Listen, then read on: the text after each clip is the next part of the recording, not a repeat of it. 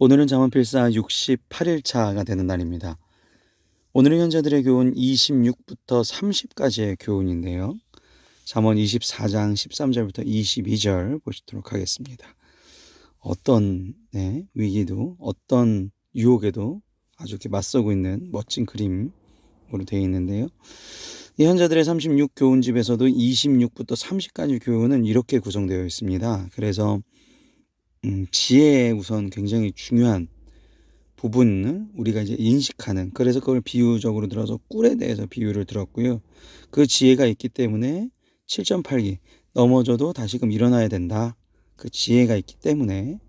그리고 이제 18절까지는 광용, 선의, 악인들이 이제 안 좋은 일을 당하더라도 그걸 대해서 막 기뻐하거나 이러지 말아라. 그리고 부러워하지도 말아라. 오직 여호와를 경외하라. 이러면서 22절까지. 그래서 총이 5가지 교훈 24장 13절부터 한번 보시도록 하겠습니다. 내 아들아 꿀을 먹으라 이것이 좋으니라 했는데 이제 갑자기 웬 꿀이 나오나, 무슨 양봉업자도 아니신데. 근데 이 꿀이 이제 이런 거죠. 그 중에서 송이꿀이라고 표현을 했는데 벌집에서 직접 흐르고 있는 가장 좋고 달콤한 꿀을 먹으라라는 것이죠. 그러니까 우리가 본래 어디서 왔냐라는 거죠. 우리가 지옥에서 온 게 아니라 하나님이 계신 곳에서 우리가 왔다라는 것이죠. 하나님께서 우리를 만드셨고, 그래서 우리가 누가 이렇게 진짜 죽으면 돌아가셨다라고 표현을 하지 않습니까? 그래서 우리는 결국 하나님에게로부터 나오는 그 꿀을 우리가 먹어야 된다는 겁니다. 그게 결국 제일 달 거다라는 것이죠. 지혜가 내 영혼에서 이와 같은 줄 알라. 그래서 그렇게 꿀처럼 이 지혜, 하나님에부터 오는 그 말씀이 우리에게 사실상 가장 달콤할 것이다. 그러니까 우리는 세상의 어떠한 쾌락이 굉장히 즐거울 거다라고 생각을 하지만 쾌락은 굉장히 허무해지는 습성이 있어요. 그런데 하나님께서 주시는 말씀은 우리가 말씀을 듣다가 기도로부터 막 기도 되게 막 통성기도 뜨겁게 한 다음에 가끔 이렇게 식사할 때 되게 기분 좋게 먹을 때 많거든요.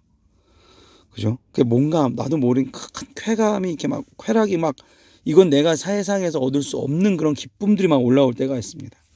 그걸 느낀 사람들은 감사를 할 수 있다는 것이죠.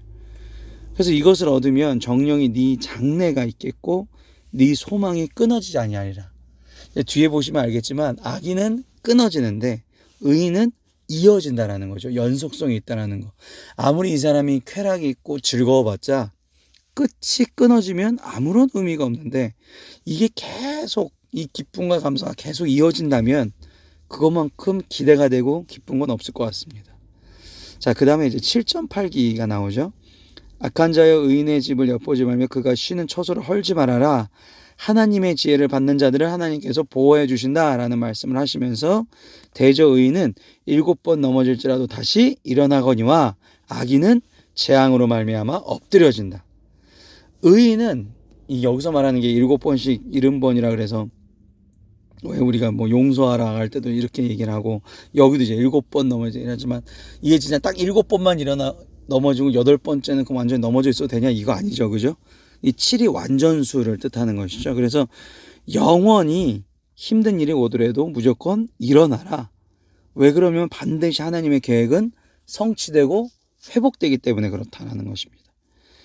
그래서 악인의 재앙으로 반드시 넘어지고, 그러니까 이게 이제 엎드려진다는 표현이 성경에서 많이 나오죠. 비틀거릴 때 넘어지는 표현을 쓸 때 그렇습니다. 28절. 근데 이 악인들이 넘어질 때 네가 기뻐하지 말라는 얘기가 나와요. 17절에 이게 이제 관용이라는 단어를 썼죠. 네 원수가 넘어질 때 즐거워하지도 말고 기뻐하지도 말라. 왜냐하면 그 이유가 18절에 나와요. 여호와께서 이것을 보시고 기뻐하지 아니하시니까. 그러니까 하나님께서 악인을 심판하셔서 그 악인이 지옥에 가거나 목숨이 끊어진들 하여도 하나님이 어차피 만들어 놓으신 피조물이라는 거죠. 악인들도. 그렇기 때문에 기뻐하지 않으시죠.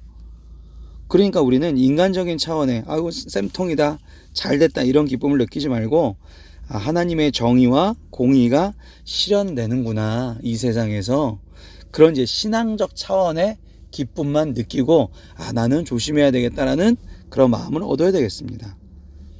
그리고 이제 그것을 기뻐하지 말아야 될 이유가 18절 후반부에 보면 참 무서운 표현이 나오죠. 그의 진노를 그에게서 옮기실까 두려우니라. 옮긴다라는 거는요, 하나님이 악인이 이제 심판을 받았잖아요.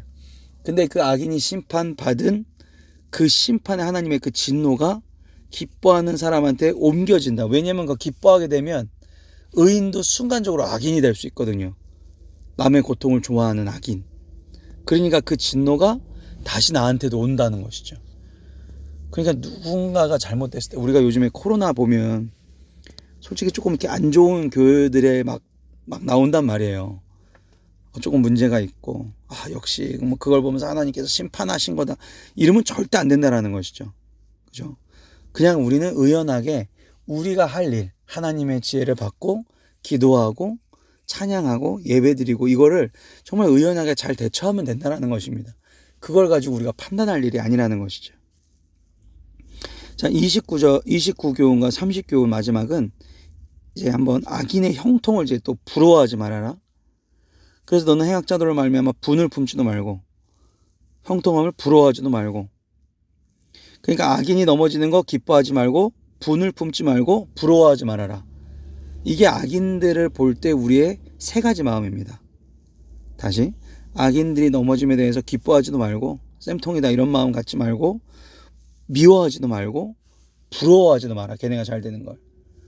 그러니까 배합하지도 말고, 뭐 이렇게 너 잘못되는 거 내가 어떻게 사는지 두고 볼 거야 이런 마음 품지도 말고 하지 말라라는 것이죠.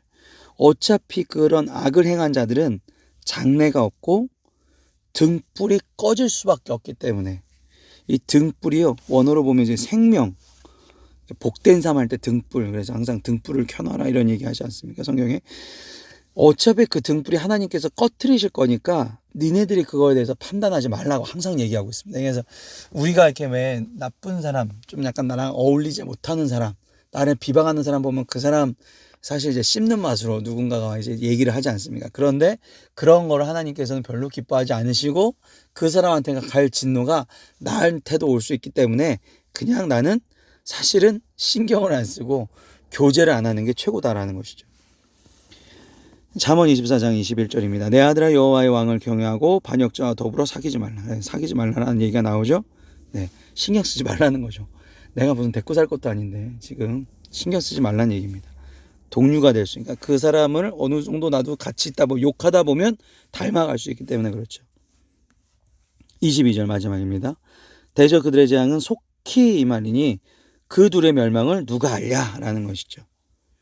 이 둘의 멸망이라서 이게 좀 해석이 좀 분분하긴 하더라고요. 여러 주석을 제가 봤는데도 그 둘이라는 것이 여호와와 왕이냐, 여기 앞에 나온 여호와 왕이냐, 아니면 뭐 여호와 왕이 그 이제 반역자들을 심판하는 거냐, 뭐 이렇게 해석할 수 있는데, 어쨌든 결론은 여호와를 왕으로 경외하지 않은 자는 반드시 멸망한다가 그 두 가지 모든 해석에 같은 뜻입니다.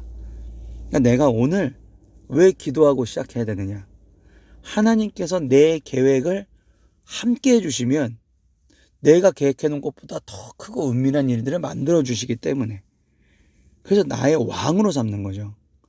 내 생각, 내 뇌에서 오는 명령을 듣는 것이 아니라 하나님에 대한 지혜가 내 삶을 통해서 이루어지게 하여 주시옵소서. 그 기도가 굉장히 중요한 기도가 되겠습니다. 오늘도 하루 승리하시기 바랍니다. 윤야 목사였습니다.